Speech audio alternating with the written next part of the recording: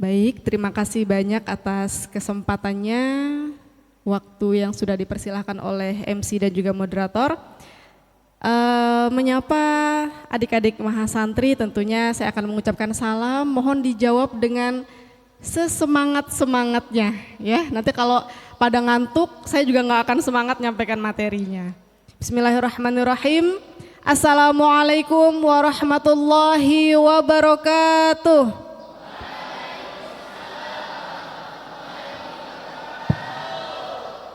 Ya, alhamdulillahilladzi an'amana bi ni'matil imani wal islam wa nusalli wa nusallimu ala khairil anam sayyidina wa nabiyina Muhammad wa ala alihi wa ashabi ajma'in.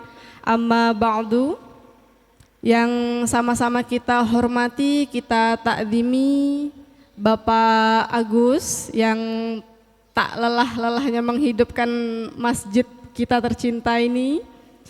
Yang saya hormati dan juga saya muliakan teman-teman panitia Berkah Ramadan, teman-teman OSMJ, Peskam, dan seluruh mahasantri Peskam UINSI ataupun teman-teman mahasiswa UINSI yang kebetulan pada pagi hari ini bergabung. Alhamdulillahirrabbilalamin, puji syukur sama-sama kita panjatkan kehadirat Allah Subhanahu wa Ta'ala yang mana pada pagi hari ini kita semua dapat berkumpul di masjid kampus kita tercinta tentunya dalam keadaan sehat walafiat. Kalaupun ada yang sedang sakit, sama-sama kita doakan semoga segera membaik dan kondisinya jauh lebih baik daripada sebelumnya. Amin Allahumma amin. Allahumma sholli ala Sayyidina Muhammad. Alhamdulillah menjawab semuanya. Semoga sholawat ma'asalam ini selalu tercurah limpahkan kepada junjungan kita Nabi Agung Nabi Besar Muhammad sallallahu alaihi wasallam, suri tauladan kita yang telah mengajarkan kita tentang keimanan, yang telah mengajarkan kita tentang adab, bagaimana kita menjaga diri, menghormati diri, dan lain sebagainya. Semoga syafaat beliau senantiasa mengiringi semua aktivitas kita hingga yaumil qiyamah. Amin Allahumma amin. Adik-adik mahasantri, mahasiswa mahasiswi UINSI Samarinda yang dirahmati Allah Subhanahu wa Ta'ala, alhamdulillah di bulan Ramadan tahun ini, tahun pertama tentunya bagi adik-adik mahasantri ya, untuk melangsungkan Ramadan di kampus. Kalau bagi panitia dan kakak-kakak ini udah tahun yang kesekian nih. Tahun yang kesekian. Di bulan ini, bulan Ramadan itu kan katanya adalah bulan penjagaan. Ya, kita dijaga dari segala-galanya. Selain itu juga bulan Ramadan itu dikatakan sebagai bulan latihan. Latihan apa teman-teman? Latihan menahan lapar. Sudah terlatih ya, seminggu lebih ini adaptasinya udah lewat ya. Dilatih juga untuk menahan lisan dari gibah.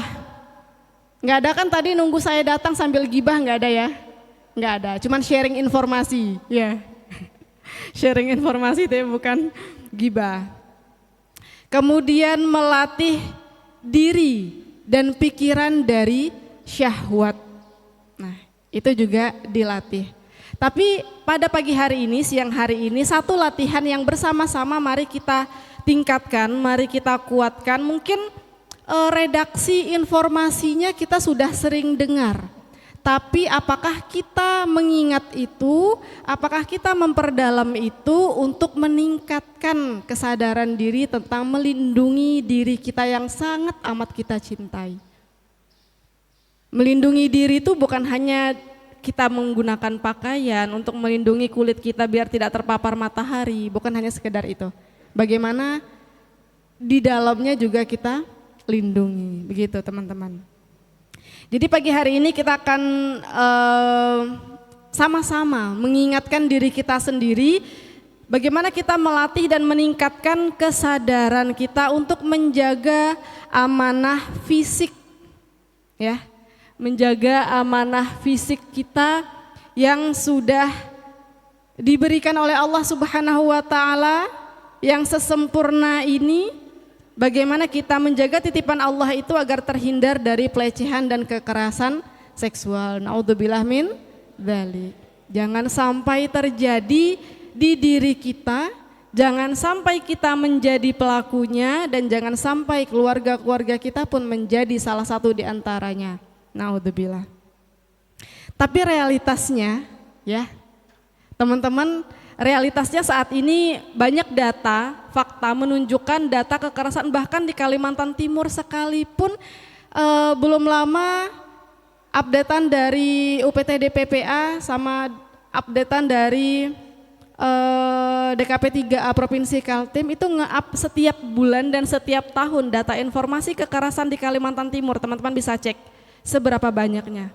Bahkan mohon maaf, di kampus pun, mau kampus manapun itu, ada terjadi pelecehan dan kekerasan seksual. Semoga tidak terjadi di antara teman-teman yang hadir di sini. Jadi kita harus mencegah itu agar tidak sampai terjadi kepada kita, teman-teman kita, dan juga saudara-saudara kita. Faktanya lagi teman-teman, banyak data yang mengungkapkan bahwa mayoritas kasus kekerasan itu terjadi bukan dari orang asing. Ada beberapa, mungkin kayak di angkutan umum, transportasi umum, itu beberapa orang asing yang melakukan kekerasan seksual. Tapi banyak data riset dari para akademisi itu menyatakan pelaku kekerasan seksual itu bukan dari orang-orang jauh, bahkan dari orang-orang yang dikenal. Dari temannya, saudaranya, pasangannya, ya, dan juga seniornya. Keluarga juga terjadi. Senior dalam artian relasi kuasa. Senior di kampus misalnya, senior di mahat, senior ataupun pimpinan lah. Jadi bisa terjadi. Nah, ini membuat kita waspada. Jadi kewaspadaan itu bukan berarti curiga yang berlebihan ya teman-teman ya. Kamu nih curiga berlebihan banget sih sama aku, enggak. Tapi kita waspada bukan arti curiga yang berlebihan, tetapi bentuk tanggung jawab kita. Kita harus bertanggung jawab atas penjagaan diri kita. Jadi untuk itu kita perlu meningkatkan kesadaran diri kita dalam perlindungan diri. Pertama, teman-teman harus sadar, boleh next ke slide selanjutnya. Nah, teman-teman harus sadar, ini poin utama. Segala teori yang disampaikan, mau kementerian manapun menyampaikan tentang butir-butir kekerasan seksual, apa-apa yang masuk, saya tidak menyampaikan itu kali ini. Saya hanya mengingatkan kembali ke teman-teman bahwa kita itu sedang berada di dalam tubuh dan jiwa yang sudah Allah titipkan, sehingga jadilah kita saat ini. Allah udah ngasih kita tubuh yang sempurna, akal yang baik, jiwa dan fisik yang sehat. Terus kenapa kita nggak menjaga amanah itu? Gitu ya. Jadi para mahasantri sekalian, kita harus meluruskan kembali cara pikir kita tentang diri kita sendiri. Dalam Islam itu kan tubuh itu bukan aset pribadi ya, bukan hak milik prioritas kita seutuhnya. Itu adalah titipan dari Allah. Tubuh kita itu bukan barang, ya, bukan juga objek hiburan. Kalau bukan objek hiburan, jadi kita nggak punya kewenangan bebas mengeksploitasi diri kita sendiri. Ngapain kita menunjukkan hal-hal yang harusnya kita jaga sendiri? Contoh, temannya minta pap dong foto kamu yang nggak pakai jilbab. Ngapain? Ngapain? Yang minta juga ngapain gitu ya. Nah, jadi hati-hati dengan menunjukkan atau memberikan hak prioritas diri kita tentang fisik kita, karena yang boleh melihat ataupun yang punya prioritas lain selain diri kita atas tubuh kita itu ya mungkin kayak orang tua kita waktu mandiin kita masih kecil ya. Nggak apa-apa, orang tua kita ngeliat tubuh kita dari ujung rambut sampai ujung kaki pada saat bayi nggak apa-apa. Atau dokter sekalipun yang membantu proses pengobatan kita, dalam artian memang wajib harus melihat anggota tubuh kita. Tapi kalau sakitnya di ujung kaki, dokternya buka area perut kan nggak masuk akal ya. Nah, jadi kita harus pandai-pandai, karena dulu pernah ada cerita di salah satu rumah sakit, teman saya itu mau cabut gigi. Yang meriksa bukan dokter, kayaknya perawat, karena di puskesmas. Jadi mau cabut gigi, periksa gigi, yang diperiksa itu detak jantung. Detak jantung, tapi si penjaga ini mohon maaf membuka baju dari area perut sampai ke atas dada untuk mengecek detak jantung. Bahkan bisa dari kerah baju atas. Nah, itu pernah terjadi. Jadi bahkan dokter sekalipun ya harus melihat tubuh kita dengan prioritas memang betul-betul pengobatan yang krusial gitu ya teman-teman ya. Nah, bahkan pengajaran kita kepada adik-adik kita pun hati-hati kalau main dokter-dokteran. Main dokter-dokteran jangan diajarkan mereka untuk buka bajunya untuk diperiksa. Nggak apa-apa dari luar baju aja kalau main dokter-dokteran. Itu juga salah satu ajaran untuk menjaga tubuh mereka agar mereka tetap terjaga gitu. Jadi teman-teman pikirkan aja, kalau orang nitip barang ke kita, terus barangnya lecet, yang punya marah nggak? Marah, apalagi rusak. Allah nitipkan tubuh kita untuk kita jaga jiwa raganya, tapi malah kita rusak sendiri. Nah, dalam Quran surah Al-Isra ayat 70, Bismillahirrahmanirrahim, walaqad karramna bani Adam wa hamalnahum fil barri wal bahri wa razaqnahum minat thayyibati wa faddalnahum ala katsirin mimman khalaqna tafdila. Jelas ya teman-teman kelihatan ya. Saya sengaja cari background itu yang gelap biar jelas tulisannya, tapi kayaknya pantulan cahaya. Jadi dalam Quran surah Al-Isra ayat 70 ini jelas sekali Allah mengatakan, sungguh kami telah memuliakan anak cucu Adam dan kami angkut mereka di darat dan di laut. Kami anugerahkan pula kepada mereka rezeki dari yang baik-baik dan kami lebihkan mereka di atas banyak makhluk yang kami ciptakan dengan kelebihan yang sempurna. Allah itu dalam janjinya surat Al-Isra ini kan sudah jelas-jelas memuliakan kita sebagai anak cucu Adam. Allah memuliakan, tapi kita sendiri yang gak memuliakan diri kita. Ada gak contoh teman-teman yang gak memuliakan dirinya teman-teman sendiri? Contoh ya, mohon maaf nih kan di asrama. Di asrama kan kadang cewek dan cowok nih kamar mandinya di dalam kamar kan? Enggak, di luar. Oh begitu. Oh apa kamar ustadzahnya yang di dalam kamar? Iya, karena saya juga pernah tinggal di asrama UIN sih. Pengabdian saya hampir 1 tahun di Mahat. Nah teman-teman yang pengurus kamar mandinya di dalam kamar ataupun teman-teman mahasantri yang kamar mandinya di luar, walaupun areanya khusus putra dan putri, keluar kamar mandi jangan hanya menggunakan handuk atau sarung yang dililit. Itu sama aja kita nggak menghargain diri kita sendiri. Tutup rapi-rapi. Nggak apa-apa Bu, orang teman-teman di ruangan kami juga perempuan semua, walaupun bahkan ada aturan sesama muslim dan muslimah pun untuk menjaga aurat kan ada, ya. Jadi jangan sampai tidak menghargai diri kita sendiri. Menjaga tubuh dari pelecehan, kekerasan seksual ataupun tindakan yang merendahkan martabat itu adalah bentuk yang menunaikan amanah. Kalau kita memang bisa menjaga diri kita dari pelecehan, dari kekerasan ataupun tindakan yang merendahkan martabat, itu kita sudah menunaikan amanah dari Allah Subhanahu wa taala. Nah, sebaliknya kalau kita zalim sama diri kita, zalim tanpa upaya perlindungan. Nah, itu yang bahaya. Tapi kalau kita udah mencoba melindungi diri kita, tapi suatu saat terjadi kita sudah punya upaya perlindungan, tapi kalau kita nggak pernah melakukan upaya sama sekali, nah itu sudah zalim sama diri kita sendiri.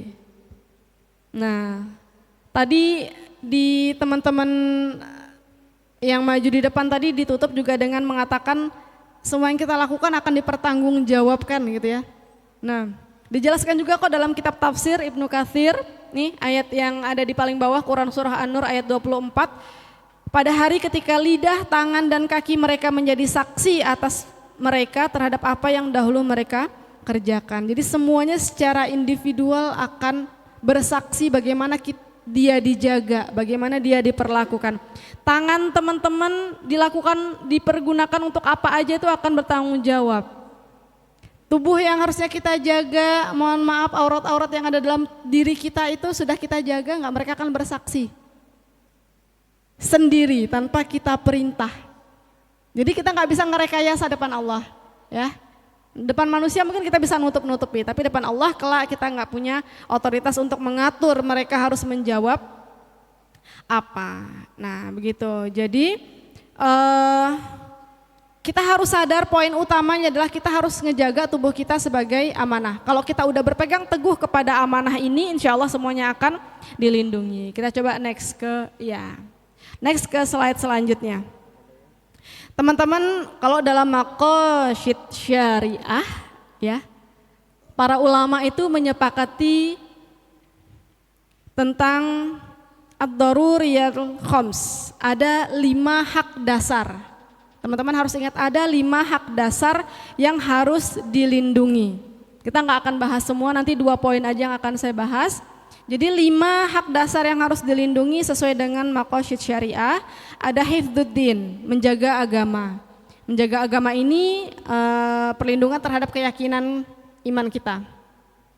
Kemudian ada hifdzun nafs, penjagaan diri atau penjagaan jiwa. Nah ini poin yang nanti akan kita bahas. Ini adalah dasar dari self protection. Jadi Islam itu mengharamkan segala bentuk serangan terhadap fisik dan nyawa. Karena kita disuruh jaga amanah, jadi kita nggak boleh membiarkan orang lain menyerang tubuh kita dengan cara apapun, baik fisik maupun jiwa raga sampai ke nyawa-nyawanya juga tidak boleh. Hifdzun aql, ini menjaga akal, perlindungan dari segala yang merusak fungsi berpikir. Fungsi berpikir itu banyak, salah satu diantaranya adalah termasuk trauma psikologis akibat kekerasan seksual.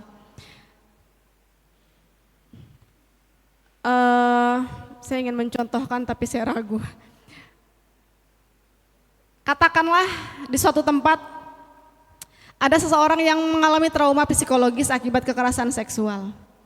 Bahkan dia itu untuk berpikir jernih ketika kuliah aja itu sulit. Berkonsentrasi dalam perkuliahan itu juga sulit. Nah itu salah satu faktor trauma psikologis yang akhirnya kita juga tidak bisa menjaga atau hifdzun aql kita. Nah ini juga harus kita jaga.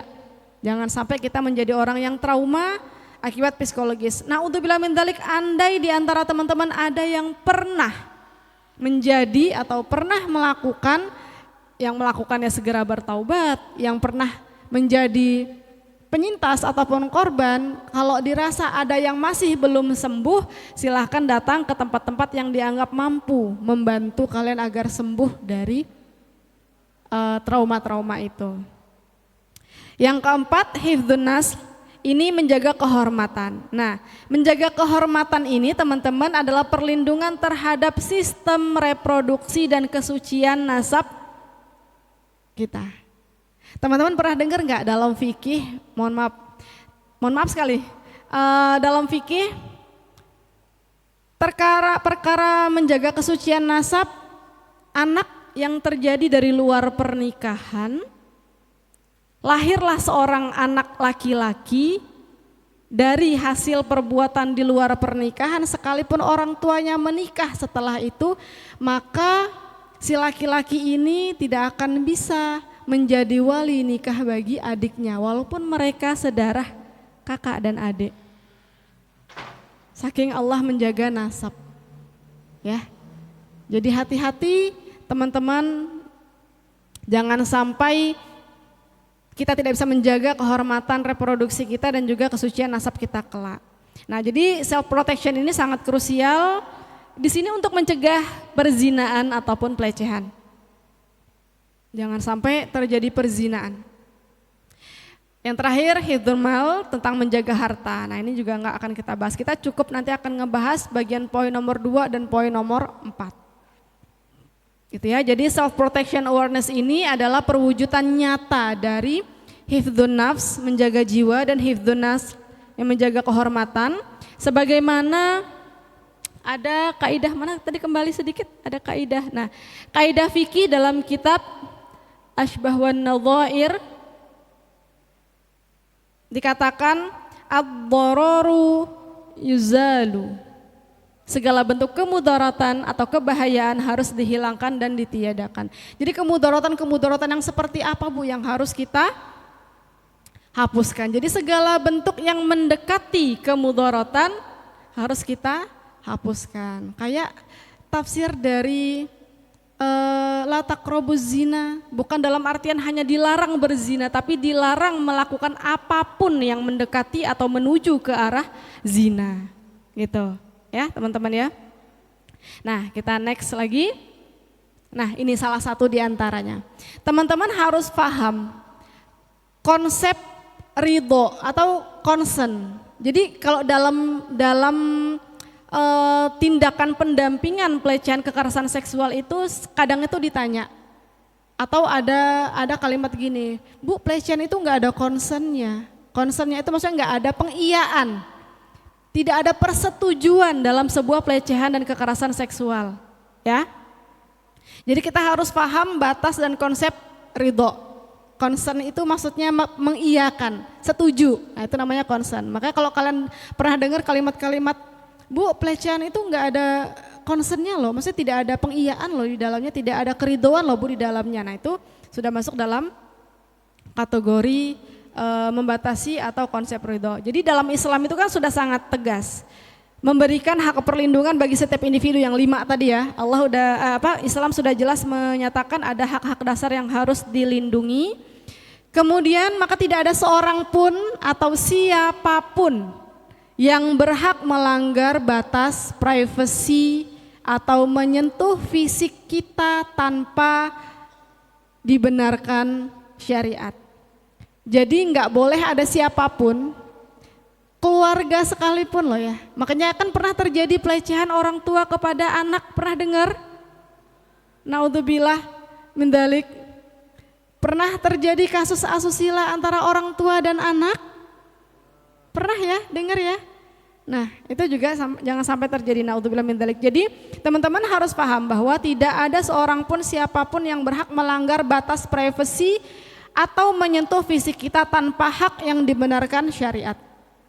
Ya, Rasulullah SAW bersabda dalam kitab Al-Bir wa Ashilah wal Adab, hadis nomor 2564, dikatakan kullul muslimi alal muslimi haramun, garis bawahi haramun damuhu wa maluhu wa irduhu. Nah, wa irduhunya ini yang mau kita bahas. Kata irduhu, ya kan artinya apa tuh? Setiap muslim atas muslim lainnya adalah haram. Apa yang haram? Darahnya, hartanya dan kehormatannya. Kehormatannya ini yang mau kita bahas ya. Jadi kata irduhu atau kehormatan ini mencakup harga diri dan kesucian fisik kita. Jadi jangan sampai ada yang mencoba merendahkan, menghancurkan kehormatan diri kita. Jadi Islam itu udah berdiri di belakang kita ketika ada orang yang menghancurkan, melecehkan, melakukan kekerasan dalam bentuk apapun. Gitu teman-teman. Dan dalam Islam pun segala sesuatu yang dilakukan itu kan harus atas dasar ridho, ya. Dijodohkan pun harus atas dasar ridho, rela. Karena kalau tidak rela, tidak meridhoi hal itu terjadi, maka di dalamnya juga khawatir terjadi hal-hal seperti kekerasan dalam rumah tangga. Nah, jadi kalau dikatakan harus ada concern tadi ya, harus ada keridhoan. Terus nanti kalau misal teman-teman nanya, Bu, tapi katanya waktu terjadi itu dia diam aja loh Bu. Waktu pelecehan terjadi itu dia diam aja loh Bu. Tapi Bu, waktu kasus itu terjadi, waktu pelecehan itu terjadi, dia itu mengiyakan loh Bu. Karena diancam dia Bu, jadi dia mengiyakan. Karena diancam dia akhirnya mengiyakan. Bu katanya waktu kasus itu terjadi dia setuju-setuju aja loh Bu. Nah, kalimat-kalimat seperti itu harus kita luruskan bahwa diam itu bukan berarti setuju. Kadang informasi dari beberapa teman-teman yang kita tangani ketika kasus terjadi, kalau ada orang yang ngomong gini, kamu kok nggak ngelawan, kamu kok diem aja. Ada kondisi psikologis dan juga kondisi jiwanya teman-teman yang pernah menjadi penyintas itu nge-freeze. Jadi ketika terjadi sebuah pelecehan ataupun kekerasan seksual, ingin berontak, ingin teriak, ingin ngelawan tapi nge-freeze. Kayak udah nggak bisa berlaku apa-apa lagi, nggak bisa melakukan apa-apa, nggak bisa melawan apapun. Nah, kondisi saat itu terjadi. Ketika setelahnya dia melapor ataupun minta bantuan, jangan sampai ada kalimat teman-teman, kamu kok nggak ngelawan waktu itu. Dia ingin melawan tapi kondisi tubuhnya nge-freeze. Banyak yang terjadi seperti itu teman-teman. Kayak shock gitu loh, shock akhirnya dia nggak bisa berbuat apa-apa, ngelawan apalagi. Gitu ya. Nah, diam bukan berarti setuju, kemudian takut bukan berarti ridho karena dia diancam tadi ya. Nah, kalau diancam jatuhnya ke pengancaman lagi. Kena berlapis-lapis, ada pengancaman dan juga pelecehan. Makanya hati-hati teman-teman yang punya hubungan-hubungan yang tidak direstui oleh Allah. Jangan sampai, mohon maaf sekali, ngirim atas dasar kesadaran, mengirim foto yang dianggap tidak pantas. Kondisi lagi senang-senangnya. Besok lusa kondisi diri sedang sadar. Ngapain ya dulu tuh aku ngirim foto begitu. Terus kita mau menarik kembali foto itu, kita dapat ancaman. Ku hapus sih tapi kamu kirim dong yang lebih. Atau ku hapus sih tapi kamu harus ketemu dengan aku. Aku hapus sih tapi ada tapi selanjutnya. Nah, ancaman-ancaman itulah akhirnya memunculkan adanya pelecehan-pelecehan baru, kekerasan-kekerasan baru. Jadi sebelum terjadi pikirkan hati-hati ya. Itu salah satu bentuk penjagaan kita. Takut bukan berarti ridho, terpaksa bukan berarti ikhlas. Dan jika ada persetujuan tanpa ancaman, nah kalau tadi kan contohnya ada ancaman.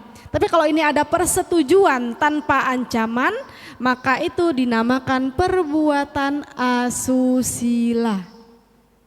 Mau pelecehan seksual, mau kekerasan seksual, maupun tindak asusila yang mau sama mau sekalipun, dalam konteks kampus kita, kode etik kita semuanya akan kena sanksi. Ya, jadi harus hati-hati, di kampus kena sanksi akademik, di luar kena sanksi sosial, di akhirat kena sanksi dari Allah. Wih, banyak kan? Jadi sekarang difikirkan betul-betul. Gitu ya. Nah, kemudian apa yang harus kami lakukan Bu? Ya teman-teman harus kenali batas pribadi, kemudian berani berkata tidak. Ya, sesuatu yang dianggap dosa itu kan adalah sesuatu yang meresahkan diri. Dan kita nggak boleh cerita ke orang lain. Jadi kalau misalnya rasanya tuh kayak mendebarkan hati, ya itu teman-teman harus berani berkata tidak dengan sesuatu yang kita tidak inginkan. Jangan takut dianggap nggak enakan Bu, saya ini takut Bu kalau menolak. Nah itu jangan terjadi. Apalagi teman-teman nggak berani ngelapor. Jadi kalau terjadi cepat lapor dan ceritakan kepada orang lain. Nah gitu ya. Ada contoh hikmah yang mau saya sampaikan tentang ketegasan dari Sayyidah Nafisah binti Al-Hasan, cicit dari Rasulullah SAW, sekaligus guru dari Imam Syafi'i. Jadi beliau ini dikenal bukan hanya karena ilmunya, tapi dikenal juga karena izzah. Apa itu izzah? Kemuliaan diri. Kemuliaan diri, penjagaan diri.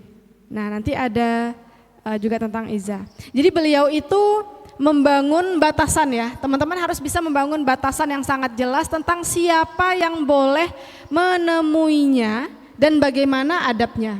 Jadi nggak sembarang orang bisa menemui beliau dan juga ada adabnya. Jadi beliau itu mengajarkan bahwa seorang muslim dan muslimah itu harus memiliki wilayah terlarang. Gitu. Tapi kalau dalam Quran surah An-Nur ayat 58 dan 59 teman-teman nanti coba lihat. Di situ ada penjelasan tentang 3 waktu privasi. Ada yang tahu 3 waktu privasi? Pertama, malam. Malamnya itu kapan, Mas? Sebelum subuh. Setelah Isya. Sama? Betul, siang hari. Kita berikan tepuk tangan dulu dong.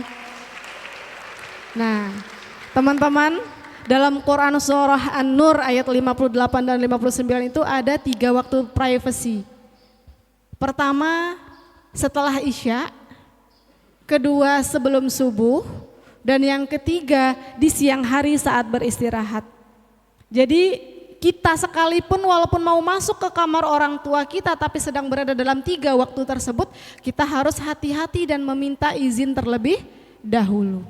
Ya, karena dalam Al-Quran jelas diterangkan bahwa itu adalah waktu privasi. Gitu ya, jadi ada wilayah terlarang lah ibaratnya, maksudnya ada kehormatan diri, ada penjagaan yang harus kita jaga.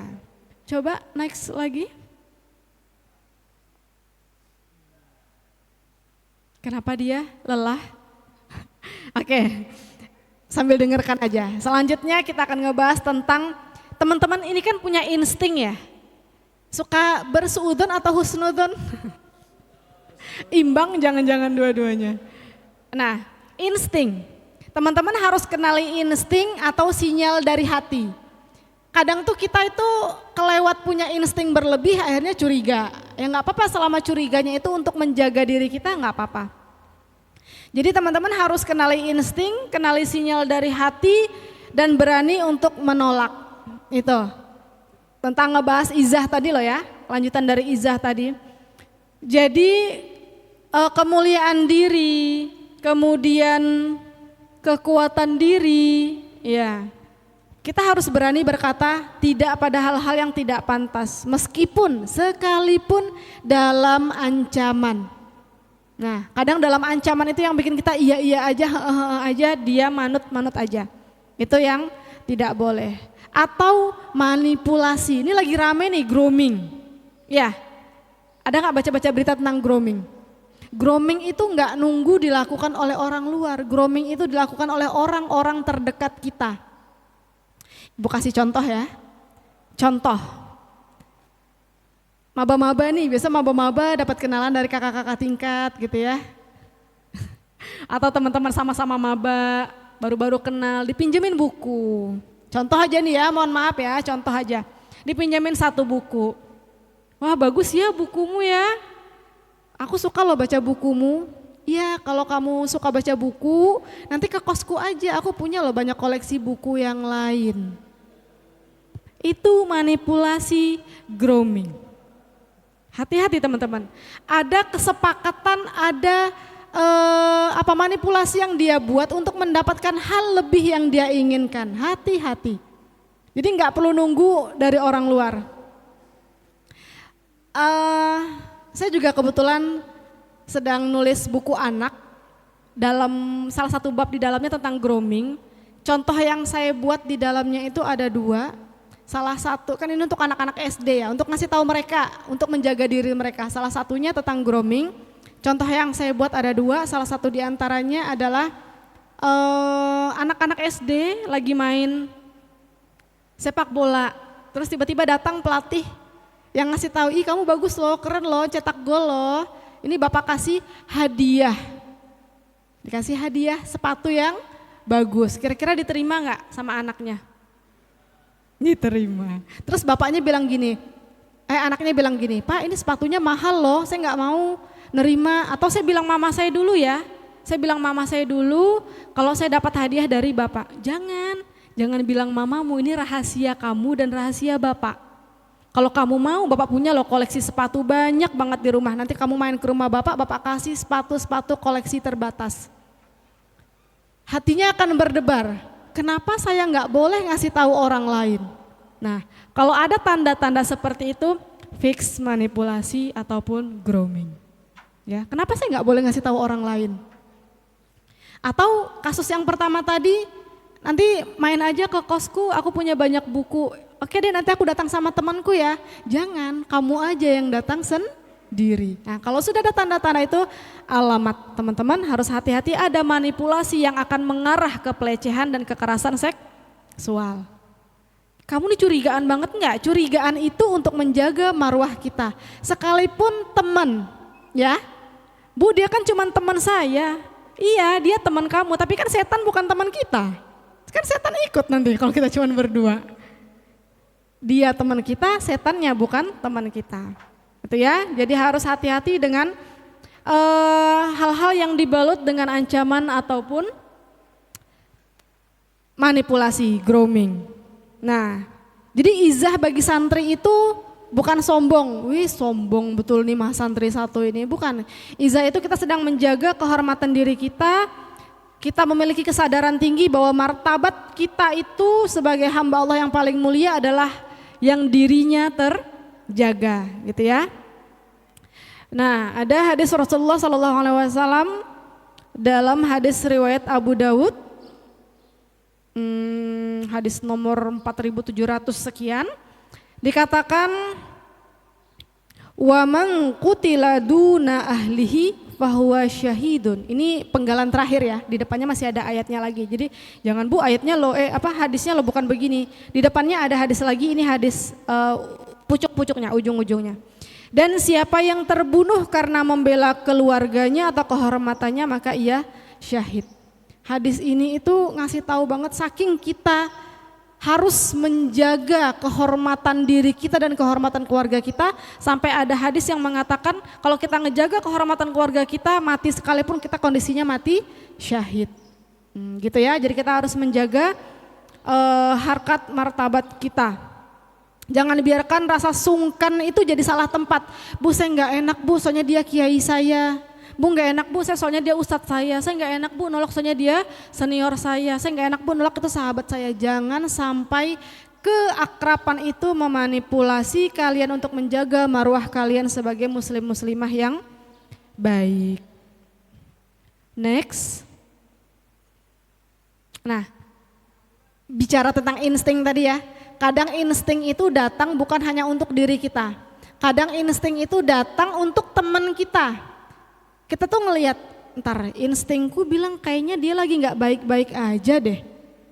Itu teman sebelahnya siapa ya? Kok kayaknya memaksa nih? Jangan-jangan dia mau melakukan hal-hal yang tidak diinginkan. Insting kita main, tapi bukan untuk diri kita, untuk ngebantu teman-teman kita, gitu ya. Kadang datang untuk orang lain. Makanya saya katakan dari self protection jadinya ke ukhuwah protection. Jadi kita bukan hanya ngejaga diri kita, tapi kita juga ngejaga teman-teman kita. Nah, kan Islam diajarkan hidup tidak individualis ya. Kita hidup bermasyarakat. Hidup harus saling tolong menolong. Jadi banyak penelitian yang mengatakan bahwa budaya saling menjaga itu bisa menurunkan angka kekerasan secara signifikan. Kalau kita nggak bisa jaga diri kita, siapa tahu teman kita nih yang bisa bantu jaga kita. Bahkan ada hadis Rasulullah yang mengatakan, tolonglah saudaramu yang zolim maupun yang dizolimi. Kita bukan hanya ngebantu teman yang dizolimi, bahkan yang mau zolim sekalipun harus kita bantu. Kalau teman yang dizolimi jelas kita bantunya dengan cara, kalau ngeliat teman dalam situasi yang tidak aman kita dekati. Tanya, atau kita alihkan pembicaraan dia dengan orang yang sepertinya mencurigakan itu. Atau mau saya temani pulang, mau saya antar pulang, saya temani, siapa tahu dia memiliki kekhawatiran. Pokoknya kita jangan diam, kita harus bantu. Nah itu kalau kita ngebantu orang yang dizolimi. Bagaimana kita ngebantu orang yang zolim? Ya kita bantu agar dia tidak jadi berbuat zolim. Sudah satu pahala kita melarang dia melakukan atau mencegah dia melakukan hal zolim. Kita sudah bantu orang yang hendak zolim, bukan hanya yang dizolimi. Yang hendak zolim pun sekalipun kita harus bantu, gitu ya. Nah, Di kampus teman-teman kita harus membangun budaya saling mengingatkan dan saling menjaga. Teman-teman begini, menutup aurat itu kan anjuran dari Allah ya. Tapi ketika seseorang tidak menutup aurat, bukan berarti itu adalah satu-satunya penyebab terjadi pelecehan seksual. Banyak kok orang yang mohon maaf pakainya seksi di luar tapi dia tidak mendapatkan pelecehan kekerasan seksual. Tapi ada juga teman-teman kita yang sudah menutup rapat-rapat auratnya masih menjadi korban pelecehan kekerasan seksual. Jadi bukan karena dari perlindungan dirinya, dia sudah menjaga dirinya, tapi dari orang lain yang tidak bisa menjaga dirinya, gitu. Jadi kalaupun kita mau mengingatkan teman kita boleh, tapi jangan menghakimi teman kita. Jadi ingatkan teman-teman pelan-pelan bahwa Mbak kayaknya jilbabnya itu kalau begitu terbuka deh dadanya, lehernya kelihatan. Atau ada teman-teman kita yang suka ikat-ikat lilit sampai kerudung ke belakang, terus kerah kemejanya kelihatan lehernya. Kita boleh ingatkan pelan-pelan, tapi jangan menghakimi, ya, jangan sampai menghakimi. Nah, masalah hakim menghakimi kita next. Ini juga yang harus kita bahas. Ini udah dekat-dekat terakhir. Menghapus stigma dan victim blaming. Stigma ini yang teman-teman harus kita next Mas biar ada penjelasannya ya. Stigma itu teman-teman adalah label negatif atau cap buruk yang diberikan masyarakat kepada seseorang atau kelompok tertentu. Contoh ya, seseorang pernah mengalami pelecehan seksual. Terus seringkali dia dapat stigma dari orang lain, ini loh udah gak suci. Karena dia sudah pernah menjadi korban pelecehan seksual. Atau dianggap aib di lingkungannya karena dia pernah menjadi korban pelecehan seksual. Ini tidak boleh diungkapkan, tidak boleh kita punya pemikiran bahwa kita bisa dengan leluasa melabeli orang-orang yang pernah menjadi korban pelecehan seksual, kekerasan seksual dengan cap yang tidak suci ataupun menjadi aib. Ya teman-teman ya, kalau bisa kita harus bantu. Kenapa tidak boleh? Karena berdampak. Dampaknya apa? Dampaknya membuat orang yang menjadi korban tadi merasa malu, merasa dirinya kotor, merasa dirinya tidak berharga. Dia akan lebih memilih diam. Dia akan memilih tidak menceritakan itu ke orang lain, dipendam sendiri sampai naudzubillah min dzalik, ada yang sampai bunuh diri. Karena stigma-stigma masyarakat. Nah, itu yang nggak boleh terjadi ya. Jadi kita nggak boleh ngucilkan teman-teman kita yang pernah jadi korban pelecehan seksual. Kita harus bantu dia bangkit kembali kalau perlu ya. Nah itu yang harus kita lakukan. Kedua, victim blaming. Kalau secara harfiah berarti victim itu tindakan menyalahkan korban atas musibah atau kejahatan yang menimpanya. Kasihan loh, ada korban pelecehan seksual datang cerita ke kita sebagai teman yang dianggapnya bisa dipercaya, datang ke kita. Baru kita ngomong begini, makanya pulang jangan malam-malam, jangan pakai baju ketat, makanya jangan sendirian. Dia itu datang untuk minta bantuan ke kita, tapi kita malah intimidasi dia dengan ucapan-ucapan kita. Kita menyalahkan dia atas musibah yang dia terima. Nah itu enggak boleh. Terus contoh yang kayak tadi awal saya bilang, kenapa sih enggak ngelawan? Kenapa enggak teriak? Kenapa enggak bentak? Kenapa enggak pukul? Kenapa enggak tampar? Atau lebih lagi, mohon maaf kalau ke kepolisian misalnya, contoh datang lapor, terus polisinya bilang gini, mana buktinya? Gimana ceritanya kita menjadi korban pelecehan, kita sempat selfie untuk bukti, kan enggak mungkin ya. Nah makanya teman-teman ingatkan orang lain atau diri sendiri ketika hal naudzubillah itu terjadi kepada kita, apapun kondisi kita jangan langsung mandi. Karena bisa ngebantu untuk mengumpulkan bukti. Jangan buang, hapus chat-chat yang dianggap bisa meresahkan, itu bisa di screenshot, kita laporkan, itu bisa menjadi bukti. Ya, itu untuk teman-teman. Kenapa sih kita nggak boleh playing victim atau victim blaming?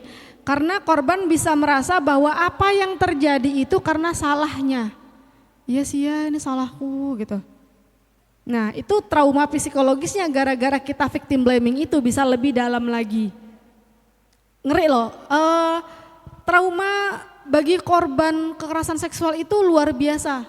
Bagi orang yang tidak mengalaminya bisa muncul stigma kayak gini.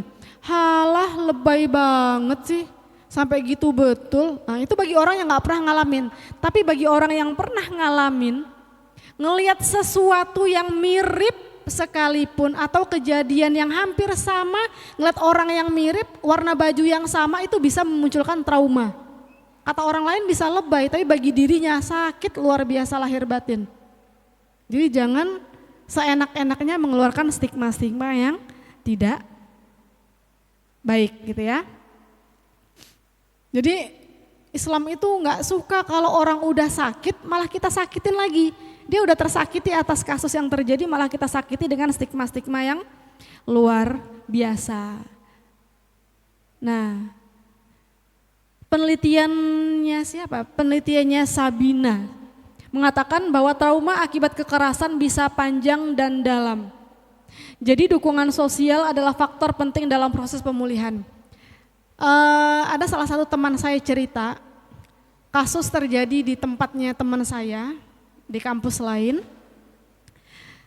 Trauma yang dialami oleh korban, bayangkan ketika ada kasus pelecehan terjadi, terus trauma yang dia alami, adiknya yang masih kecil, kan lagi manja-manja sama kita ya, adiknya meluk dia sebagai kakak, dia langsung berdebar.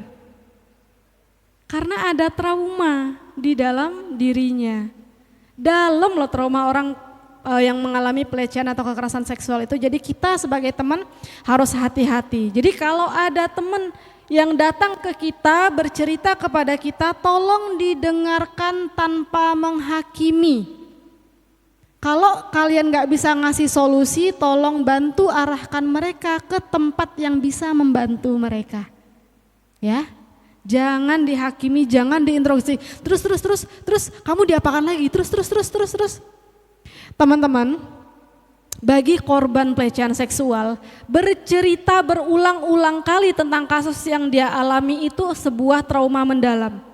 Kalau udah cerita ke kita, terus kalian mau dampingin, misalnya contoh, naudzubillah min dzalik, ada kasus baru di UINSI, naudzubillah jangan sampai. Ada kasus baru di UINSI, terus dia cerita ke kalian sebagai temannya, ya. Terus aku temenin ya ke PSGAD, ke Satgas UINSI ya, aku temenin ya. Iya, kata temennya mau ditemenin. Oke, datanglah ke Satgas UINSI. Tanyakan dulu, mau kamu yang cerita atau aku aja yang cerita? Karena bisa jadi dia udah gak sanggup lagi mengulang cerita itu, karena ketika dia bercerita ulang, memorinya kembali ke hal yang menyakitkan itu. Kalau dia bilang aku udah gak sanggup lagi, kamu aja deh yang bantu tolong ceritakan. Karena kamu udah diceritakan, bisa bantu ceritakan. Kami di Satgas, kami di PSGAD, kalau ada teman-teman yang datang melapor, kadang tuh kami tanya dulu, udah siap cerita belum? Maunya cerita sama saya sendiri aja atau saya boleh bawa tim? Itu hal yang selalu kami tanyakan. Karena bisa jadi teman-teman kita itu nggak mau cerita dengan banyak orang. Jadi teman-teman jangan takut, mau curhat apapun, mau cerita apapun, datang aja ke PSGAD. Kita akan bantu sebisa kami. Jadi ada beberapa yang dibantu laporan oleh temannya, ada yang dia sendiri, ada yang lewat hotline, ada yang dari luar, orang dari luar tapi diduga pelakunya dari kampus kita sendiri pun itu pernah ada yang lapor tapi masih diusut, kemudian tiba-tiba nggak ada kabar. Nah itu juga kami khawatir, nggak ada kabarnya ini saya khawatir dapat ancaman atau apa, tapi sampai sekarang belum muncul lagi. Mudah-mudahan laporan-laporan yang tidak benar saja itu, karena sudah tidak ada kelanjutannya. Gitu ya, jadi jangan menyalahkan, jangan interogasi, dampingi untuk mencari bantuan. Nah itu kan bentuk kegiatan mulia ya, kita ngebantu teman kita untuk keluar atau pulih dari hal-hal yang dianggap tidak baik. Tadi masih ingat nggak cerita yang disampaikan oleh teman-teman Syahril tadi tentang Sayyidah Aisyah radhiyallahu an? Kenapa beliau tadi? Difitnah. Iya, difitnah karena apa? Difitnah berzina. Ya. Nah, itu juga mau saya jadikan sebuah contoh stigma negatif dan victim blaming. Padahal Sayyidah Aisyah radhiyallahu anhu itu dalam kisahnya ya, tertinggal dari rombongan dan beliau keluar itu mencari kalungnya yang hilang. Begitu keluar, dia udah tertinggal dari rombongan dan habis itu ketemulah dengan salah satu sahabat yakni Safwan bin Mu'attal. Nah, Safwan ini mengantar pulang Sayyidah Aisyah dengan terhormat. Diantar pulang tok, tapi ada yang melihat bahwa Sayyidah Aisyah mendapatkan stigma keji, yakni Sayyidah Aisyah punya hubungan atau main serong dengan Safwan tadi. Sekelas Sayyidah Aisyah, perempuan mulia masih dapat stigma negatif. Gimana dengan kita? Kalau kita nggak menjaga, akhirnya benar yang dikatakan teman-teman tadi. Rasulullah bertanya, ya Sayyidah Aisyah, kalau memang benar engkau melakukan dosa maka bertaubatlah. Sayyidah Aisyah dengan tegas bilang, tidak, saya nggak melakukan zina. Karena beliau punya izah, punya pertahanan diri, punya keberanian untuk bilang tidak. Saya nggak akan bilang iya atas hal yang tidak saya lakukan demi kesenangan orang-orang kafir yang ngefitnah saya itu, kata Sayyidah Aisyah. Jadi selama kan beliau sakit, begitu selama 30 hari beliau sembuh dari sakitnya, itulah beliau baru tahu kalau beliau itu mendapat stigma negatif dari masyarakat.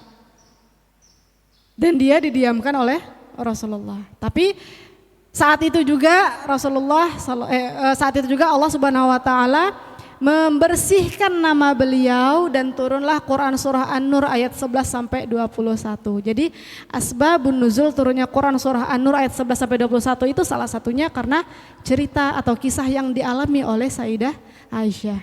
Seorang perempuan yang luar biasa masih kena fitnahan dan victim blaming, apalagi dengan kita yang ya kadang kemana-mana suka nggak bilang teman, pulang-pulang dapat isu-isu yang nggak benar. Nah coba kalau kemana-mana izin, minimal bukan izin, ngasih tahu teman-temannya kalau mau pergi ke tempat yang baru, kasih tahu temannya, aku nanti mau ke sini loh.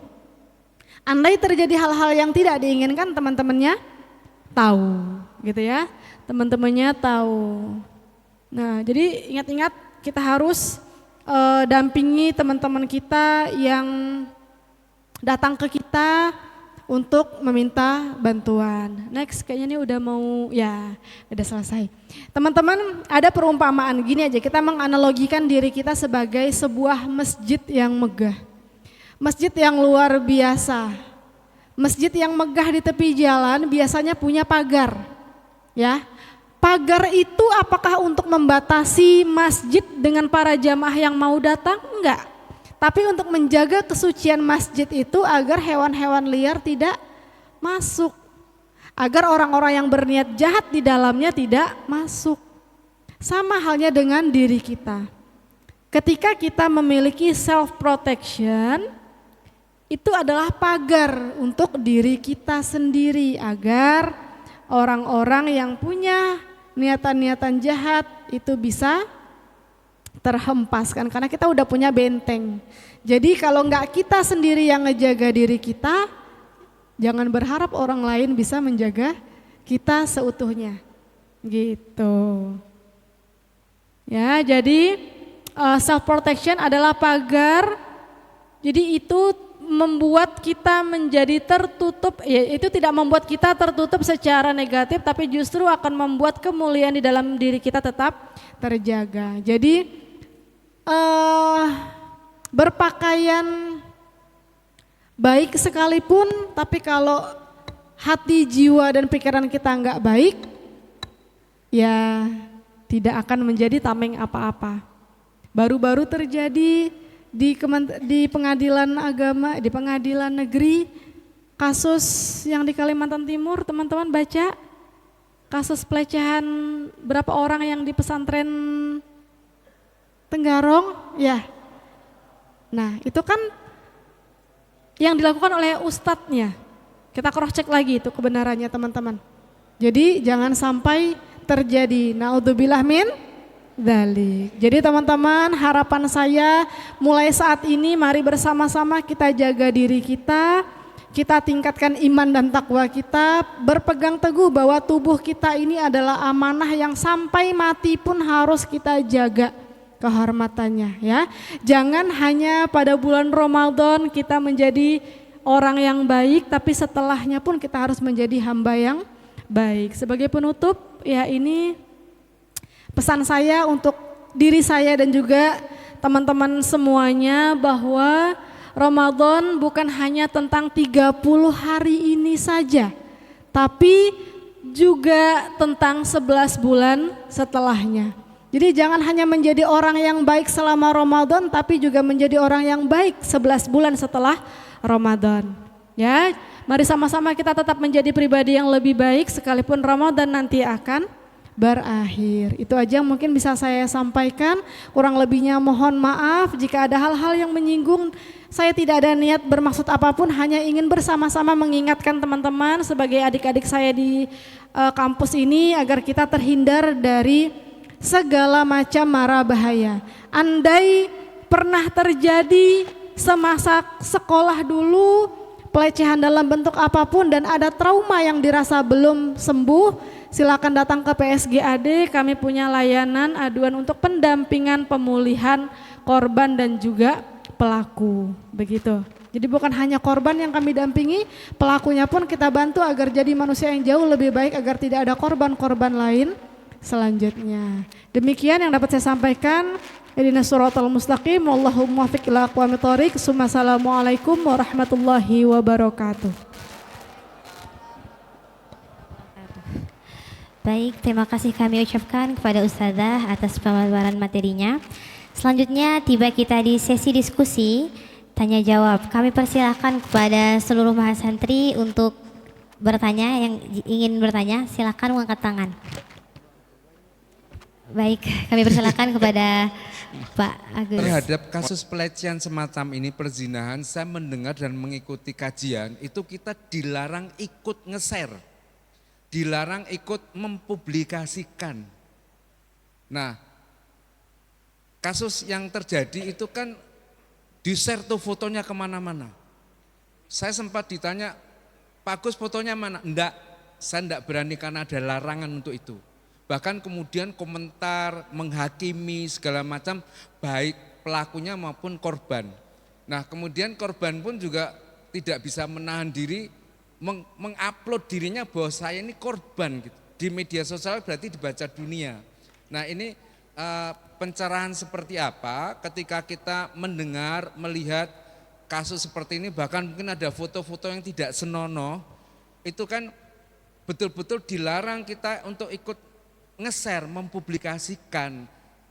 Cuman kita kemudian kan dianjurkan untuk berdoa astagfirullahaladzim supaya dilindungi, jangan sampai kita, saudara kita, orang tercinta kita, anak keturunan kita itu terjadi sebagai pelaku maupun korban. Kan orang tua bahkan doa jangan sampai anak kita ini melakukan perbuatan zina dan melakukan pelecehan dan menjadi korban. Nah seperti itu. Nah ini pencerahannya seperti apa ketika kemudian kan media sosial tidak bisa dibendung. Nah tiba-tiba kita ikut nge-share ke sana kemari, kemudian ikut mengomentari. Bahkan kemudian kan diingatkan oleh Sayyidina Umar, sahabat. Kita tidak tahu kegelincirnya kita. Saudara kita itu sedang kegelincir. Maka tutuplah aib saudaramu, maka aibmu akan ditutup di akhirat nanti. Closingnya. Nah kemudian sehingga kemudian di nasihat itu terkait kasus perzinahan, pelecehan itu betul-betul safe. Yang salah tetap salah, kemudian ada peradilan. Kalau di sini kan ada satgas untuk kalau ada pelaporan segala macam. Nah ini mohon pencerahan supaya juga kita bisa menahan diri walaupun bukan pelaku atau korban, tetapi bagaimana kita mensikapi ketika kita mendengar itu, melihat itu, walaupun itu saudara dekat kita, sahabat kita yang menjadi pelecehan. Nah demikian, terus apalagi kalau kemudian kasus itu bukan pemerkosaan, bukan perundungan, tapi kasus suka sama suka. Nah ini harus bagaimana kita mensikapi. Matur nuwun, terima kasih. Assalamualaikum. Berbicara tentang kasus, salah satu contoh kasus pelecehan kekerasan seksual yang terjadi, kita tidak bisa membendung media sosial, tapi kita bisa mengatur jari-jari kita sendiri minimal untuk tidak menjadi salah satu di antaranya yang men-share ulang, mengupload ulang atau berkomentar negatif atau memojokkan salah satu di antaranya sampai fakta dari kasus itu benar-benar terungkap. Begitu, karena jatuhnya nanti kita akan menggiring opini, jatuhnya kita akan fitnah dan lain sebagainya. Kalau berbicara tentang media, Bapak dan teman-teman yang lain, makanya untuk teman-teman ya, jika hal itu terjadi, kami menganjurkan untuk melapor ke wadah yang tepat.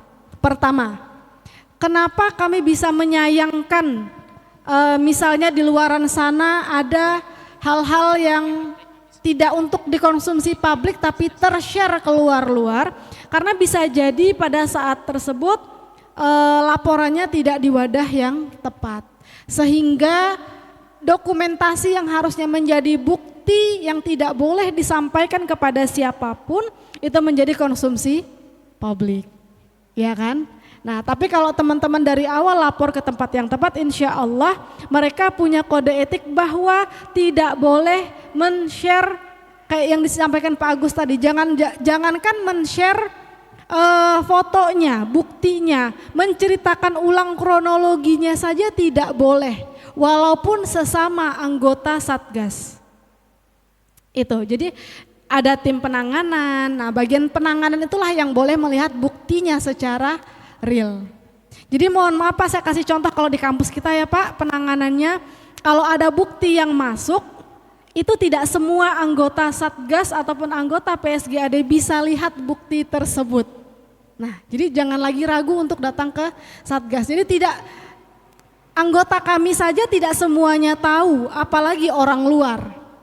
Itu komitmen kami dan komitmen teman-teman Satgas di luaran sana. Dan jika memang sudah tershare duluan di luar, harapan kami teman-teman itu tidak menjadi salah satu pelaku yang men-share ulang. Karena apa? Teman-teman bisa dituntut dengan Undang-Undang ITE. Kalian yang tidak punya kepentingan men-share ulang itu bisa dilacak dan menjadi salah satu pelaku penyebaran aib atau penyebaran apa istilahnya ya? Ini Pak, privacy. Nah, privacy. Jadi mohon maaf saya kasih contoh ya, karena saya baru dapat ilmu itu dari salah satu pengacara. Dia bilang begini, Mbak sekarang foto saya diam-diam, Mbak jadikan status Mbak. Terus Mbak bilang, ini pengacaranya begini, misalnya kayak gitu ya. Tanpa izin saya bisa lacak itu untuk menjadi Undang-Undang ITE. Karena Mbak mengambil foto pribadi saya untuk status Mbak sendiri tanpa persetujuan saya. Hal semacam itu saja bisa dilacak menjadi Undang-Undang ITE, apalagi kita yang men-share ulang bukti-bukti atau kegiatan-kegiatan asusila, kegiatan-kegiatan pelecehan seksual, karena itu tidak ada kaitannya dengan kita. Sekalipun kita mau membantu, kan kami mau niatnya mau nge-up, mau meng-up ulang, mau membantu biar kasusnya terbaca, biar kasusnya bisa selesai. Cara meng-up tidak perlu dengan cara kita men-share ulang buktinya, men-share ulang bukti chatnya, tidak perlu. Kita cukup lapor saja, itu pasti akan ditindak lanjuti. Mau lapor kemanapun, lapor ke Satgas, lapor ke UPTD PPA, lapor kepada apa itu ya yang tindak cepat itu juga akan ditindaki secara Baik, jadi nggak perlu nunggu kita nge-up bukti dulu. Nanti kalau kita udah lapor akan ada japri pribadi. Mbak, Mas, laporannya ini benar. Boleh kami bertemu, boleh kita ngobrol lebih lanjut, boleh kami mendapatkan buktinya. Nah, itu baru kita boleh ngasihkan buktinya, bukan dengan cara di media sosial. Jadi yang terjadi rata-rata orang-orang seolah-olah kalau ikut meng-up beritanya, meng-up buktinya, seolah-olah kita ini yang paling tahu tentang beritanya. Nah, itu kadang yang sulit dikelola. Jadi seolah-olah manusia-manusia yang ribut ini tuh pengen terlihat seperti sangat amat tahu tentang kejadiannya. Itu yang sulit kita bendung. Jadi arahan dari saya pengennya teman-teman kalaupun melihat itu jangan menjadi salah satu di antaranya yang meng-up ulang, tapi boleh datang, boleh lapor secara tertulis maupun lisan, itu juga bisa. Jadi kenapa bisa ter-up ya, karena lapornya tidak ke tempat yang tepat. Saya bukan buka aib ya, karena ini pelajaran buat teman-teman kita sendiri. Saya tidak berbicara hanya di kampus UINSI, di lembaga pendidikan manapun itu kan terjadi banyak kasus pelecehan kekerasan seksual ya. Tapi kenapa tidak semua kasusnya itu ter-share dengan boom gitu? Ya karena ada beberapa di antaranya yang lapor dengan cara yang sesuai dengan administrasi, lapor sesuai dengan SOP sehingga terselesaikan pun orang lain tidak tahu kalau dia korbannya. Orang lain tidak menjustifikasi dia sebagai orang yang sudah menjadi korban pelecehan seksual. Tapi kalau salah lapor, ya akan diketahui oleh banyak orang. Gitu ya. Mungkin begitu Bapak yang bisa saya gambarkan biar teman-teman tahu kalau ada apa-apa laporlah ke tempat yang tepat. Begitu, saya kembalikan ke moderator. Baik, untuk teman-teman yang ingin bertanya, boleh mengangkat tangan dan dipersilahkan untuk maju ke depan.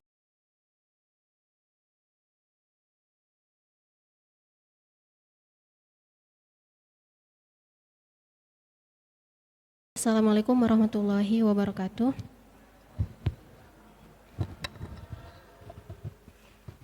Perkenalkan, nama saya Siti Aisyah, saya dari program studi Tadris Bahasa Inggris. Izin bertanya, kekerasan seksual dan pelecehan seksual itu banyak terjadi antar sesama jenis dan lawan jenis. Lalu, bagaimana jika pelecehan seksual itu dilakukan oleh orang yang punya kuasa di institusi tersebut dan justru dilindungi? Dan pertanyaan yang kedua, bagaimana jika pelecehan seksual itu dilakukan oleh sesama jenis, bukankah itu bertentangan dengan moral dan kodrat manusia? Lalu, mohon maaf, pertanyaan yang ketiga, apa tindakan tegas yang seharusnya dilakukan oleh sebuah institusi dalam menangani kasus pelecehan seksual antar sesama jenis? Syukuran.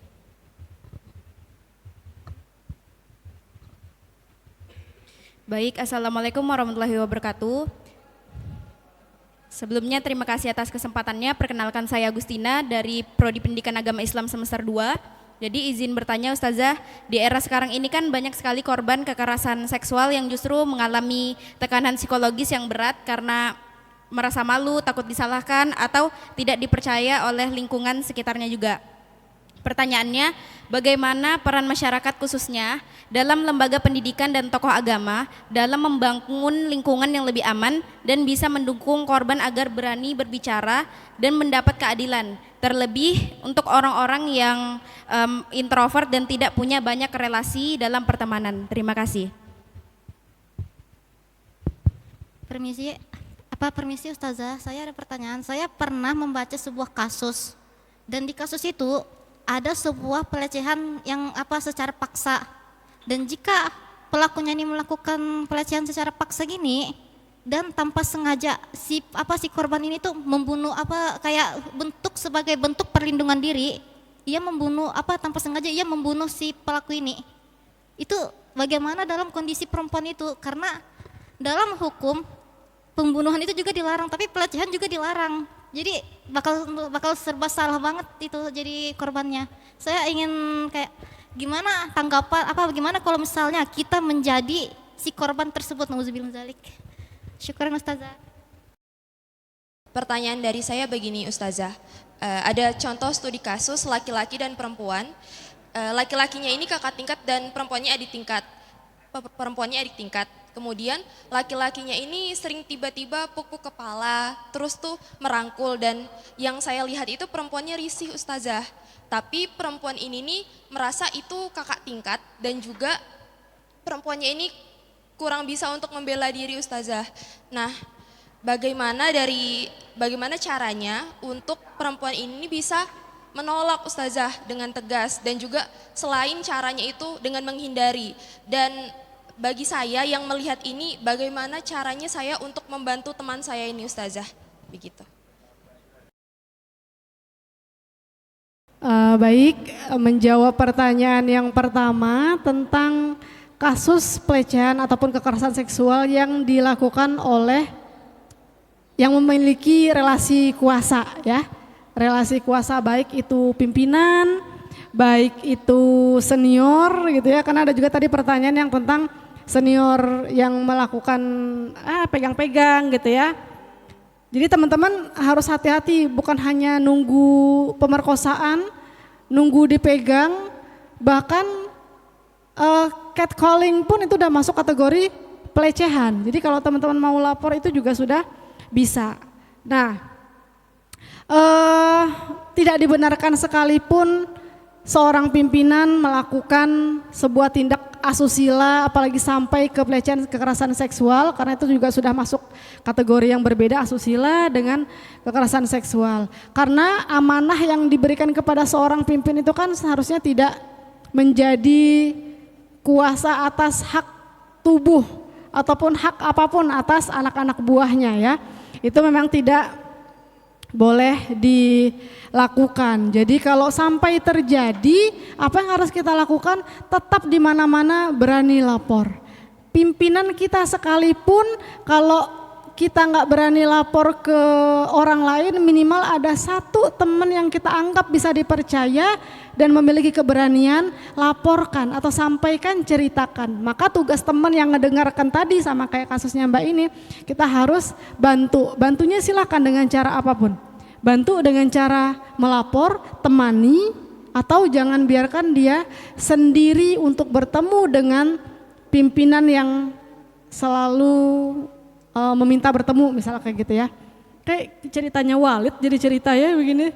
Si Walid itu kan film Walid nonton ya teman-teman ya. Langsung. Itu kan salah satu relasi kuasa yang akhirnya terjadilah berawal dari pelecehan seksual, bergeser ke tindak asusila dengan iming-iming apalah itu, ya itu salah satu kasusnya. Kalau tidak ada yang berani lapor, ya makin banyak korban yang terjadi. Itu kalau yang terjadi oleh relasi kuasa. Nah, sesama jenis.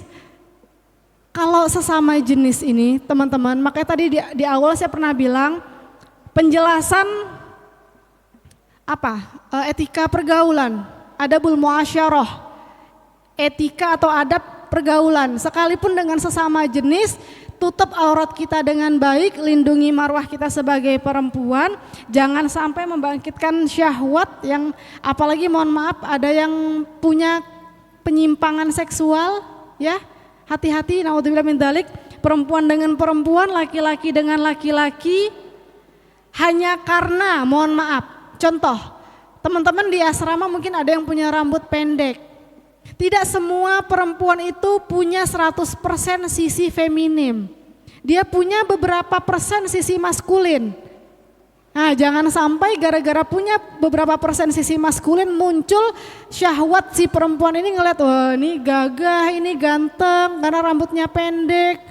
Terus ya gimana-gimana, akhirnya mohon maaf senang kalau dirangkul, senang kalau tidurnya dipeluk. Naudzubillah min dzalik. Hati-hati juga. Yang teman-teman cowok mohon maaf, semua merasa dirinya gagah, semua merasa dirinya keren, maskulin. Kalian harus sadar semaskulin-maskulinnya kalian ada berapa persen sisi feminim dalam tubuh kalian. yang bikin kalian bisa menangis, punya emosi menangis, empati, sisi lemah lembut ketika bersama teman yang dia sayang, bersama lawan jenis yang ia cintai, itu kan berapa persen dari sisi feminim yang dimiliki perempuan? Nah, jangan sampai gara-gara ada sisi feminim, gemulai dikit jadi seneng kalau dirangkul temennya yang gagah. Naudzubillah min dzalik, jangan sampai hal-hal kecil berawal dari situ, akhirnya seneng kalau ditemenin kemana-mana, akhirnya bergeser ke perlakuan-perlakuan penyimpangan seksual lainnya. Kalau jadi mau siapapun pelakunya, mau pimpinan, mau lawan jenis, mau sesama jenis, mau kakak tingkat, mau ustadz ustadzah yang dipercaya sekalipun, orang tua sekalipun, bapak mama kita sekalipun, kalau sampai melakukan pelecehan atau kekerasan seksual atau tindak asusila lainnya, lapor. Dah, nggak akan bisa terbantu kalau kita nggak berani lapor atau menolak. Minimal kita berani menolak dulu, menolak dan lapor. Bu, gimana ceritanya? Saya geser ke Mbak ini ya karena nyambung. Gimana ceritanya kalau kami nggak bisa menolak, terus nggak berani lapor? Kalau si korbannya nggak berani lapor, minimal temennya wajib berani lapor. Jadi kejahatan itu, pelecehan seksual itu kenapa makin banyak, bukan hanya karena banyaknya korban yang diam, tapi banyaknya orang yang tahu, orang yang melihat, orang yang mendengar juga diam. Ya, kalau korbannya udah nggak berani lapor, masa iya kita juga nggak berani lapor? Terus dari mana orang lain tahu kasus itu terjadi agar dibantu penyelesaiannya? Ya, harus diingat bahwa kasus kekerasan seksual terjadi, makin marak terjadi bukan hanya karena si korban tidak berani lapor, tapi karena banyaknya orang yang tahu juga ikut diam, tidak mau melapor. Begitu ya Mbak ya? Oke, 2 pertanyaan sudah terjawab. Kemudian yang kedua tadi speak up ya, yang nggak berani speak up, apalagi orangnya introvert gitu ya. Bagaimana tindakan lembaga agar mereka mau ngomong, mau cerita gitu ya. Salah satu tugas lembaga pendidikan mau dari jenjang apapun itu wajib mengajarkan atau memberi informasi tentang pelecehan dan kekerasan seksual. Mulai dari tingkat RA, PAUD itu juga harus dikenalkan dengan cara atau dengan bahasa yang sesuai dengan usianya, bahwa hal-hal ini adalah hal-hal yang terlarang, hal-hal yang dicegah. Bahkan dari keluarga sekalipun, kalian kan belum berkeluarga ya, tapi punya adik, punya saudara pasti kan, gak mungkin hidup sendiri di rumah. Punya tetangga lah paling minimal. Kalian juga harus menjadi agen untuk menyampaikan kebaikan tersebut, untuk menginformasikan ke mereka bahwa Dek jangan mau lagi ya dibegitukan. Atau contoh kecil, ini salah satu hal yang sering luput tapi menjadi salah satu penyebab bisa terjadi pelecehan kekerasan seksual. Punya adik, punya teman, punya saudara, dikasih permen. Adek mau permen? Mau, kata adiknya, tapi sini cium om dulu. Itu kan biasa terjadi di kekeluargaan kan? Atau ke adiknya, adek mau bonbon, sini cium kakak dulu. Hal itu akan menjadi pembiasaan dan dia akan mau mencium orang kalau dapat sesuatu dari orang lain. Kecuali dikasih tameng, adek boleh cium hanya kepada mama, papa, saudara-saudara, abang adek aja ya, kakak adek aja ya. Om, saudara-saudara jauh, sepupu-sepupu, kalau mau minta dicium atau minta mencium jangan dikasih izin ya, kasih informasi itu. Kalau itu dibiasakan tanpa informasi ya dia akan merasa bahwa ketika mendapatkan sesuatu dari orang lain maka mencium itu adalah hal yang wajar. Dan itu akan menjadi salah satu penyebab pelecehan terjadi.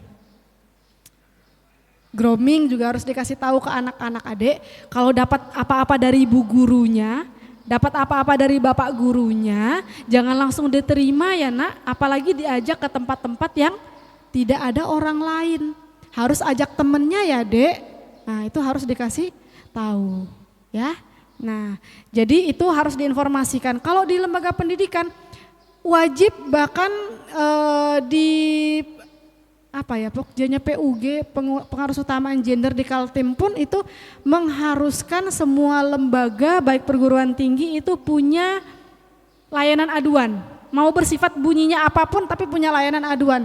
Layanan aduan bukan hanya untuk menerima aduan tapi untuk mengedukasi anak-anaknya agar murid-muridnya itu tahu bahwa ada bentuk-bentuk pelecehan kekerasan seksual yang terjadi. Khawatirnya kami kemarin pernah sosialisasi sampai ke Penajam Pasir Utara. Setelah sosialisasi ada santrinya yang DM pribadi ke saya. Baru tahu setelah kami sosialisasi bahwa apa yang dilakukan ustadznya selama ini itu adalah salah satu bentuk pelecehan dan kekerasan seksual. Selama ini mungkin dia tawadu aja karena menganggap kebarokahan dari ustadznya atau dari kiainya. Nah itu kalau nggak diedukasi ya nggak akan pernah tahu. Jadi apa yang harus dilakukan? Edukasi, gencarkan sosialisasi. Makanya waktu kalian PBAK kemarin masih ingat ada ketemu saya di atas panggung, tapi cuman dikasih waktu 5 menit. Sedih nggak tuh? Saya cuma dikasih waktu 5 menit untuk menyampaikan ke kalian tentang pelecehan seksual yang urgent banget kalau menurut saya bagi maba. Nah mudah-mudahan kalau kalian nanti jadi panitia-panitia PBAK selanjutnya ya minimal 30 menit lah ya paling sedikit itu.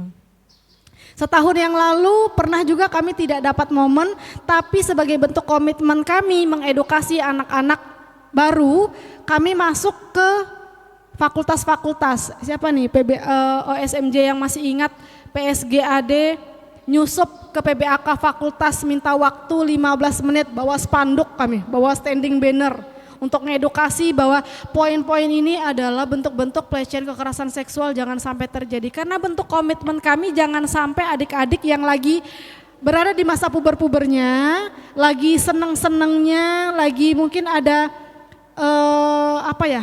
perubahan biologis yang terjadi memiliki ketertarikan sehingga muncullah hal-hal yang mungkin tidak diinginkan. Itu untuk biar berani speak up gitu ya. Karena ada SOP-nya. Kalau teman-teman berani speak up, kami juga punya SOP. UINSI punya SOP tersendiri bagaimana melapor, bagaimana pendampingan, bagaimana pencegahan, kami punya lengkap. Nah itu, jadi harapan kami semua lembaga berani atau terus secara konsisten menyampaikan informasi itu kepada siapapun. Bahkan PSGAD juga melakukan roadshow Ramadan ke pesantren karena waktu itu pernah lagi booming-boomingnya di Kalimantan Timur kasus kekerasan seksual di pesantren. Akhirnya kami membagi tim menjadi beberapa orang dampingi mahasiswa-mahasiswi untuk terjun ke beberapa pesantren dan sekolah ngedukasi mereka jangan sampai ada korban pelecehan seksual di pesantren mereka, begitu. Nah yang terakhir, membunuh tapi karena dia membela diri ya, membela diri. Pembelaan diri dari serangan itu sebetulnya hal yang dianjurkan. Kita bukan membunuhnya ya, garis bawahi membela dirinya, ya membela dirinya dari serangan apapun terhadap diri kita. Itu apa istilahnya? Soul apa gimana istilahnya? Itu pembelaan diri dari serangan. Nah, tapi kita harus hati-hati karena nanti kita terindikasi main hakim sendiri. Karena kita sudah punya aparat, kita sudah punya pembagiannya siapa yang harus menangani wewenang tersebut. Jika terjadi pelecehan kekerasan seksual, siapa bagian penanganannya. Jika terjadi kasus pencurian, siapa yang bagian penanganannya. Bagian kepolisian sudah membagi itu untuk menangani. Jadi tugas kita membela diri ya tidak sampai membunuh seharusnya. Ya, tapi biasanya kalau dari kasus yang disampaikan mbaknya tadi tidak sengaja, ya mungkin si pelakunya awalnya mau membunuh kita karena biar tidak terungkap kasusnya, akhirnya pisaunya terbalik kena ke kayak di sinetron ya, pisaunya terbalik akhirnya terbunuh ke pelakunya sendiri, akhirnya terkesan seperti si korban membunuh si pelaku. Nah itu khawatirnya nanti akan kena tindak pidana. Tapi harapan saya pengadilan-pengadilan itu mereka bisa menelusuri dengan baik sebab musabab dari pembunuhan itu terjadi, ya. Tapi kalaupun sampai harus dihukum karena menghilangkan nyawa, bisa mendapat keringanan karena keringanan tersebut menjadi dasar peringanannya karena dia memiliki alasan kenapa dia sampai terbunuh atau membunuh begitu. Karena rata-rata kalau orang tidak menelusuri sebab musababnya dengan baik, maka akan langsung jatuh sebelah pihak hukuman kepada korban.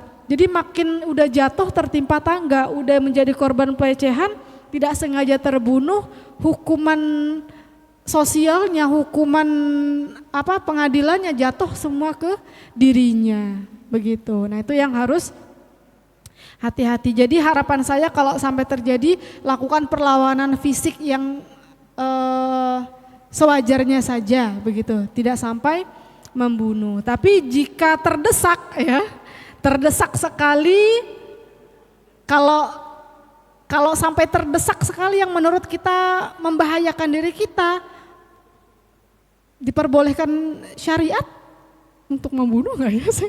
Saya khawatir ragu menjawabnya kalau sampai diperbolehkan. Ya, nanti kita coba perdalam lagi bagian itu. Saya khawatir untuk menyatakan membunuh itu boleh, tapi kalau memang terdesak dan sangat amat memang sangat amat terdesak gitu ya. Tapi kan istilahnya tadi bukan terdesak dengan sengaja ya, terbunuh gitu. Itu kasihan juga si korban. Korban sudah dapat double hukuman dan pelakunya jadinya sia-sia. Dia hanya mendapat hukuman dari Allah aja. Tapi kalau dia tidak sampai terbunuh, hukuman sosial, hukuman pengadilan, bahkan sampai ke hukuman Allah itu akan kena. Jadi upayakan perlawanan dari kita itu sewajarnya karena dia akan mendapatkan hukuman setimpal-timpalnya gitu. Jadi jangan sampai kita naudzubillah udah jadi korban malah berbalik arah menjadi pelaku ya. Nah, saya tidak berani mengatakan walaupun saya ada baca katanya untuk membela hal yang semaksimalnya sampai tindakan membunuh jika dalam kondisi terdesak, nyawa dan kehormatan terancam dan tidak ada cara lain untuk menghentikan pelaku kecuali dengan mengakibatkan kematian, maka diperbolehkan dalam syariat. Tapi saya nggak berani langsung mengiyakan, kita perlu pelajari lebih dalam lagi ya. Karena saya ingat pesan dari teman-teman Syaril tadi, jangan sampai ibaratnya kayak hanya bisa menyampaikan tapi tidak memperdalam lebih. Nah, karena saya belum sampai kepikiran ya, kenapa kalau sampai membunuh apa hukumannya? Nah, itu belum sampai kami telusuri lebih dalam. Walaupun dalam syariatnya saya baca di sini diperbolehkan sekalipun saya nggak berani mengiyakan ya, karena saya belum tahu dasarnya. Tapi kalau harapan saya jangan sampai terbunuh karena dia sudah punya bagiannya sendiri untuk mendapatkan hukuman-hukuman yang sudah diberikan ya. Nah itu, jadi harapan saya teman-teman di sini menjadi tameng untuk diri sendiri dan menjadi tameng untuk temannya. Jika ada teman-temannya yang datang untuk curhat cerita, jangan jadi ember bocor. Jangan sampai temannya mau cerita ke kita dalam artian pengen diminta bantuan, dia malah cerita ke yang lain. Kamu tahu nggak? Itu loh tadi cerita ke aku, dia jadi korban pelecehan. Nah itu yang menjadi trauma mendalam. Orang insecure makin gak berani speak up karena udah tahu temannya menceritakan keburukannya kembali, bukan dibantu malah diceritakan ke mana-mana.